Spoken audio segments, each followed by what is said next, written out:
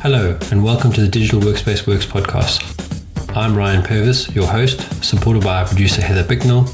In this series, you'll hear stories and opinions from experts in the field, stories from the front lines, the problems they face and how they solve them, the areas they focused on from technology, people and processes, to the approaches they took that will help you to get to the grips with the digital workspace inner workings.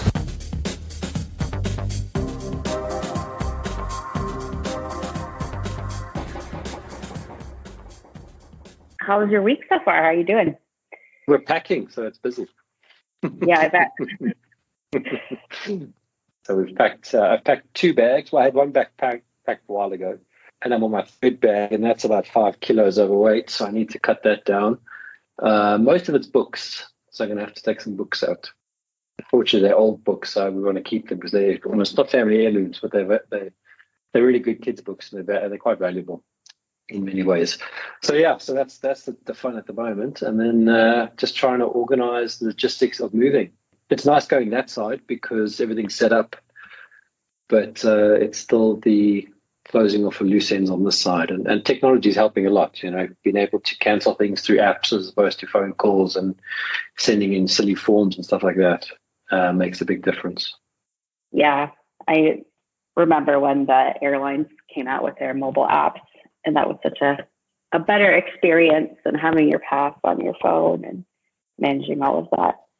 You say that, but that's funny enough one of our stressful areas, because when we bought our tickets more than a year ago, in fact, I don't even know when we bought them. We bought them October 2020. Yeah, 2020. We can't change our tickets at the moment because they're so old that they're no longer in the system. They've been aged out. And I rebooked them for the 1st. We want to fly the 2nd now. And that's creating a huge problem because they have to go and find what the fare was back in October 2020 to recalculate what I have to pay in. So yeah, it's not the technology that you think it is. It's amazing how and I suppose the data volumes they deal with make sense, but you also think, well, if you did the update last week, why haven't you kept the record in for this week? But surely it's going to be used again. Yeah, no, now I'm curious. So we had actually planned a flight and then canceled in March, when everything shut down because of COVID. So we've had these credits that we just kept pushing out until eventually the day we take a flight again. So now I'm wondering how that's all going to get managed when that day finally arrives. Fun time we live in. Yeah, exactly. Yeah. But yeah, this is the big episode 100. We have made it to this milestone. So we have. I did want to watch the movie again, which we wanted to talk about, but I haven't got there, as you may have guessed. But it's fine. It's etched on my brain, so we can talk through it. I did. I had it on in the background last night, and then I took a bunch of notes because what I really thought would be interesting for us to talk about are some of the technologies in the Dune universe. So yes, episode 100, we decided we're going to discuss Dune, starting kind of with the recent Dune film that we were, anxiously waiting on for so long.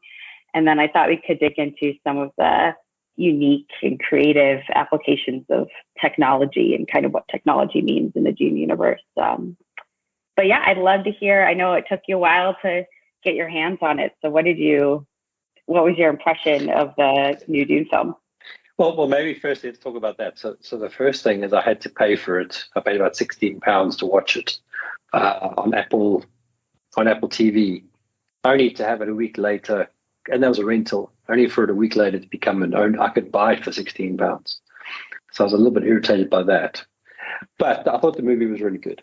I thought that they covered the story really well. I think we mentioned this before. When I read the book, I found the book very difficult to read because of the language that the author used. It's a little bit, I don't want to say old English, but it's just a funny version of English. But I think the movie kept to the story so well. And even though I read the book probably a year and a half ago, watching the movie, I was like, oh yeah, that's that part. Okay, I understand this, etc. So I was able to join the dots pretty well, and I think they cast the characters really well. So they all fitted what I had in my mind for who the characters were. Generally speaking, I think there was one or two that were maybe 50-50, but for the most part, it was a really good movie and really well done.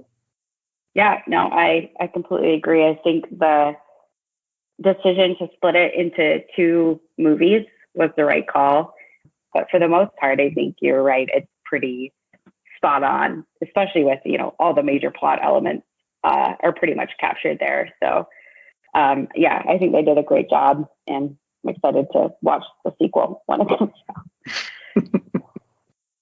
Yeah, I mean, I really liked, I think Duncan was played by, I think he was the perfect actor. I'm trying to think what his name was now. Jason Momoa. That's it, yeah. And I'm actually, when you read the book and he dies, you feel sad. But when you see it's Jason Momoa, and I've always been a fan of his, even back to his Stargate days. We won't talk about his career before that. I was sad when he died as well. And even when you get to, I hope everyone's watched the movie, to the final. It's probably going to be a little spoilery today, but yeah, well, you had enough time to watch it. If you get to the end fight scene where Paul fights the what do they call them? I can't remember the name of what the tribe is.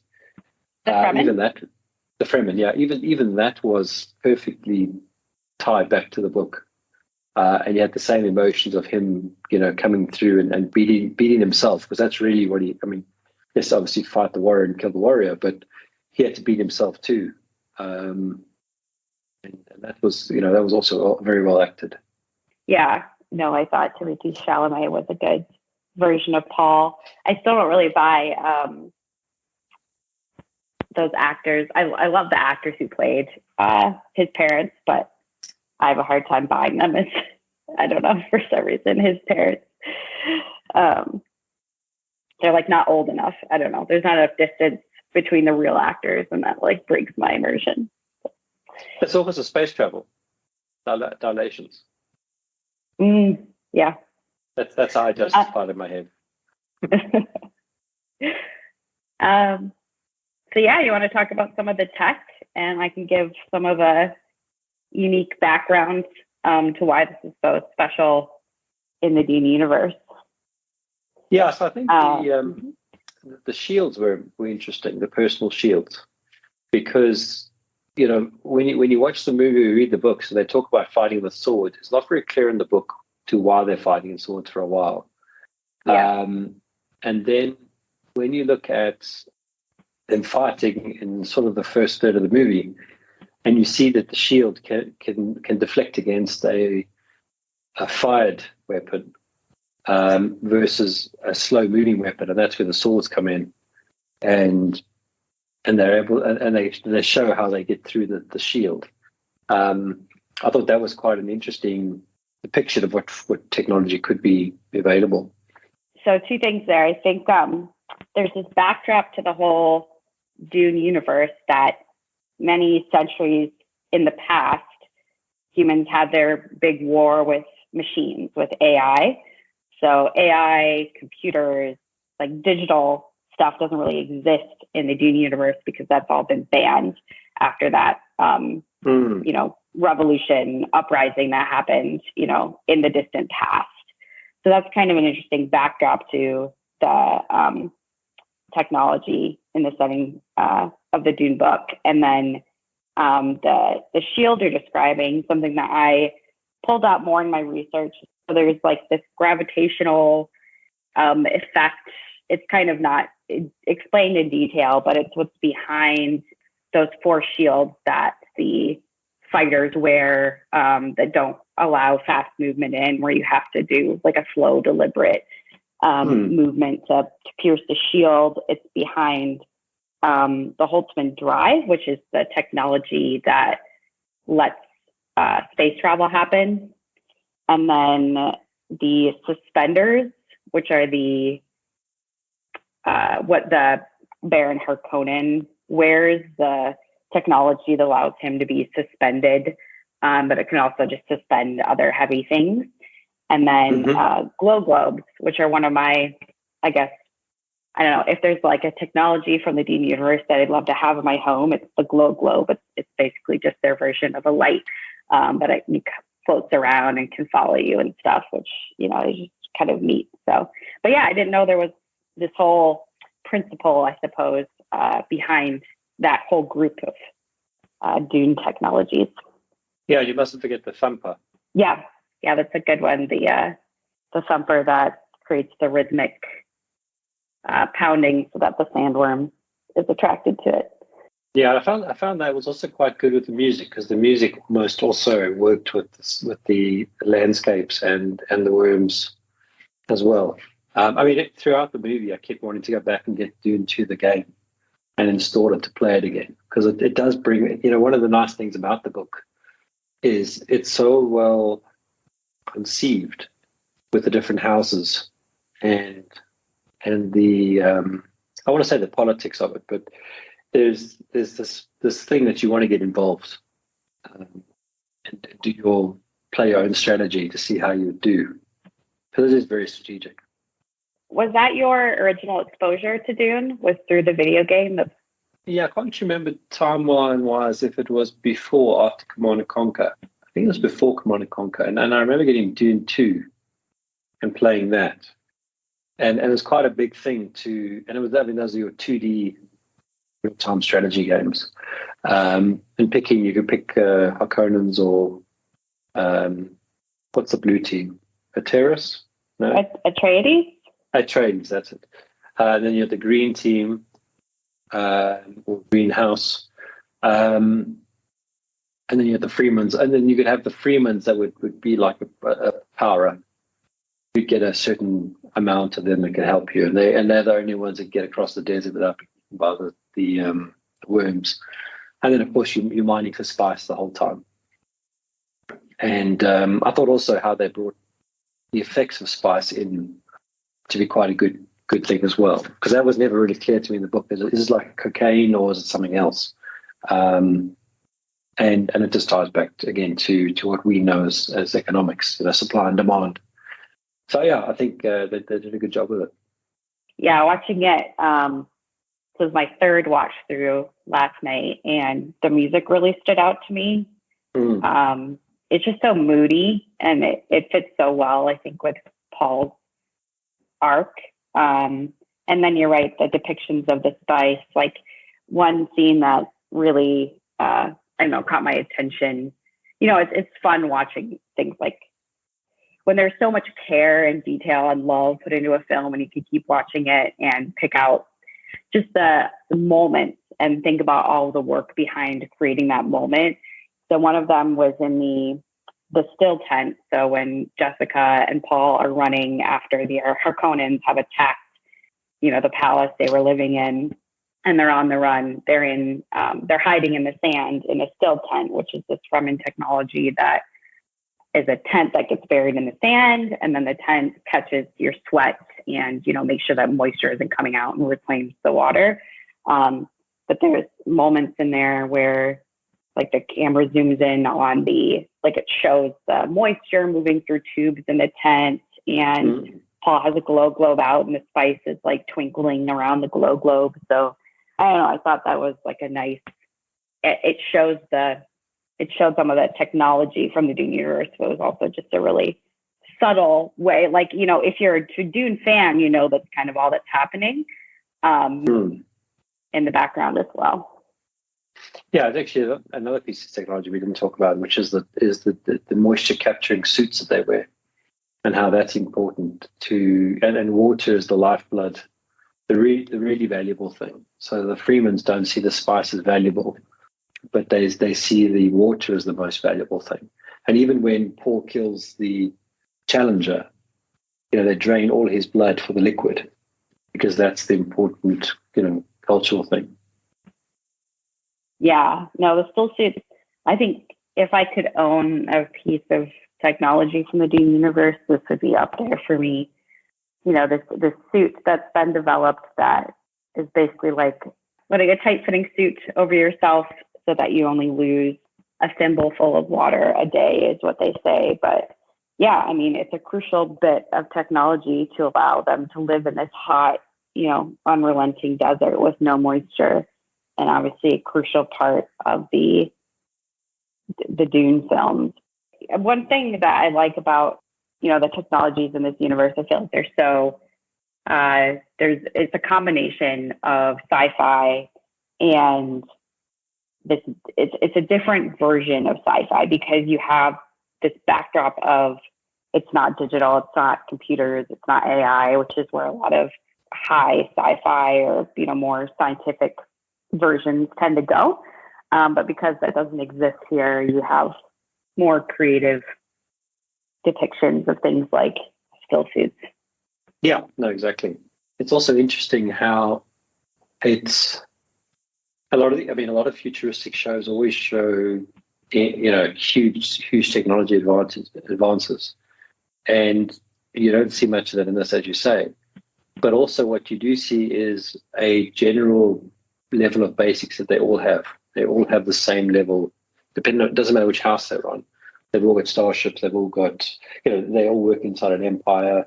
The weapons are all the same, generally speaking. So there is some level of shared knowledge. Now, what the game had is that there were obviously parts which each house had their own specialities. And I can't remember what those were. But I think the Harkonnens were known as the best soldiers with the best military equipment, whereas the Atreides were known more as political, say, managerial types, but they were more there as diplomatic corps. And then the Green House, which I can't remember what their power was, they had their own thing, which I think was harvesting. I think they were the economic force. And it's interesting how that plays out technology-wise as well, because they don't have some of the detection stuff because their speciality isn't war. Their speciality is something else. I think some of that comes back to as well the sort of supernatural powers that exist in this universe, some of which are kind of developed or brainwashed or like bred into humanity by this point. So one of them that I thought would be fun to talk about and maybe didn't come out as much in the film and is a bigger part of the book are mentats. So the human computers, those whose minds have been shaped to be exactly that. Human supercomputers. They can calculate things very quickly. They can figure out probabilities. So each great house has their own like family mentat. And you see this depicted in the film. He rolls his eyes back in his head to quickly calculate something. But I just think that's such an interesting idea that because we don't have, or humanity at this point doesn't have actual computers, that they have turned the human brain into a supercomputer of its own just by conditioning. Yeah, it's actually, I remember that now because wasn't Paul being educated through one of them during the sort of trip through to the. Sorry, I think of different movies. Might be getting confused, but he was being trained by one of them, and then when he got there, he was sort of connecting the dots as he was walking around, going, "Oh yeah, this is what they told me about this thing." Does that sound about right? Yeah. Yeah. So Paul's like, you think about all the different like superpowers that exist in the movie, and Paul kind of has all of them. So that's another thing that I think is really hard to depict in a film, and you kind of have to pick and choose what special traits of Paul you're going to show. But he was trained as a mentat as well. So not only is he this like, he has his mother's like mystical witch like powers, but also the military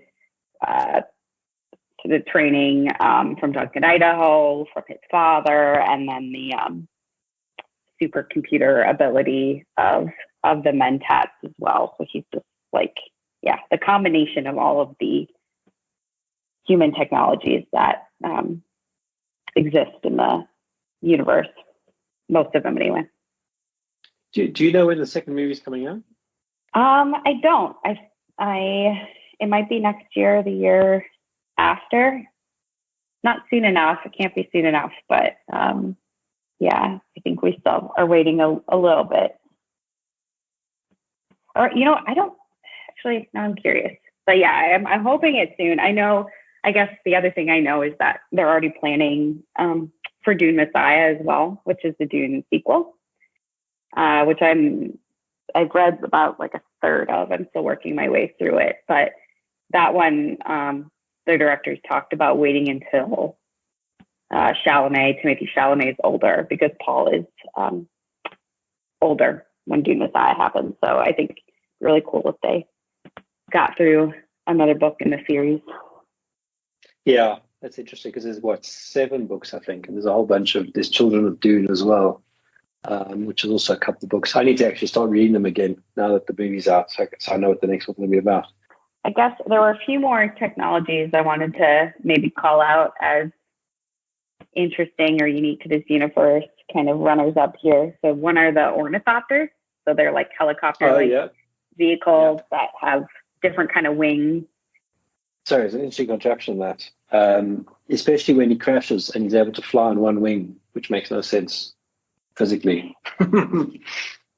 Yeah, I do like, because the book, I think, talks about them as having these wings, these like fluttering wings. And I've always thought about it as more bird-like, but I like that they were kind of dragonfly-like in the film. I thought that was a cool depiction.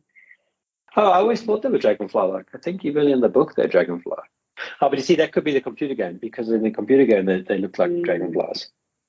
Yeah, and I think, so what's another one here? The one that you see in the movie, but is a little bit more explained, I think, in the book, are film books. So Paul has this film book about Dune that he uses to study and learn about the world before he goes there.